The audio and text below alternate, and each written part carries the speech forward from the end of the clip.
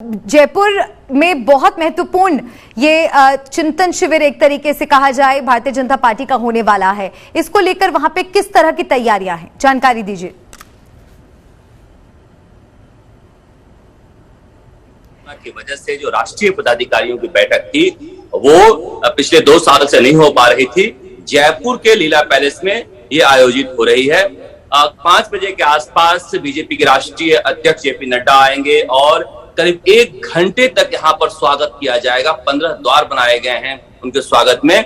राजस्थान की राजनीति का भी इस पर असर दिख रहा है। सतीश पूनिया चाहेंगे कि अपना शक्ति प्रदर्शन करें वहां पर, वसुंधरा राजे खेमा को दिखाएं कि किस तरह से बीजेपी यहाँ सक्रिय है। इन कुल मिलाकर जो बड़ी तस्वीर है, उस बड़ी तस्वीर में कहा जा रहा है कि नरेंद्र मोदी को सत्ता में आए 8 साल पूरे होंगे। 30 मई से 15 जून तक बड़ा पखवाड़ा पूरे देश में मनाना है, उसकी रूपरेखा तय की जाएगी। इसके अलावा जो राष्ट्रीय महासचिवों की बैठक आज शाम को ही, जैसे जेपी नड्डा आएंगे, पहले तो एक प्रदर्शनी का उद्घाटन करेंगे वहां पर सुंदर सी भंडारी का, और उसके बाद वो महासचिवों की बैठक लेंगे।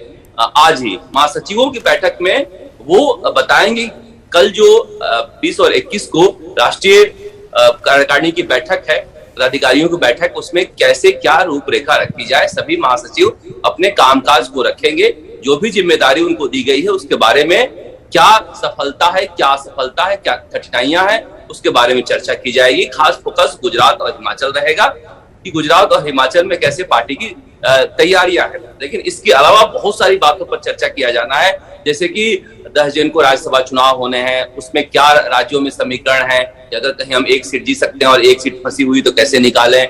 इसके अलावा संगठन किस तरह से काम कर रहा है, संगठन की जो बैठकें होनी है वो हो रही है, नहीं हो रही हैं। इसके अलावा प्रधानमंत्री नरेंद्र मोदी की जो योजनाएं हैं उन्हें लोगों तक कैसे पहुंचाया जाए। यूपी की सफलता कैसे रही, यूपी की सफलता को दूसरे राज्यों में हम कैसे दोहराएं और किन समीकरणों से यूपी में हम सफल हुए हैं, ये समझाया जाएगा यहाँ पर कि वो ये जो समीकरण था यूपी में, इसको अगर हम दूसरे राज्यों में रखें तो हम ज्यादा सफल हो सकते हैं। तो इस तरह की बातें जो है वहां संगठन के स्तर पर बताया जाएगा। 236 पदाधिकारी हिस्सा ले रहे हैं और सभी प्रदेश अध्यक्ष हिस्सा ले रहे हैं। इसलिए कहा जा रहा है कि इस बैठक में केवल राष्ट्रीय स्तर पर चिंतन नहीं है, बल्कि स्थानीय स्तर पर भी चिंतन है। राज्यों के प्रभारी और राज्यों के प्रदेश अध्यक्ष भी बैठेंगे और अपने अपने राज्यों में जो कुछ बीजेपी जैसा भी है उसका रिपोर्ट कार्ड पेश करेंगे। अगले विधानसभा चुनाव में, जिनका चुनाव आने वाला इस अगले साल, मध्य प्रदेश है, राजस्थान है, छत्तीसगढ़ है, कर्नाटक है, तो इन राज्यों के प्रदेश अध्यक्ष अपना रोड मैप रखेंगे कि हम क्या तैयारी कर रहे हैं जिसकी वजह से बीजेपी यहाँ जीत पाए। और निश्चित रूप से जिस तरह की भाषा कल अरुण सिंह बोल रहे थे, वो कार्यालय प्रभारी हैं भी है, राजस्थान के महासचिव भी हैं, कर्नाटक प्रभारी भी हैं, वो कह रहे थे कि हम राजस्थान सरकार में जिस तरह से तुष्टीकरण किया जा रहा है उसके खिलाफ एक बिगुल ही बजाएंगे।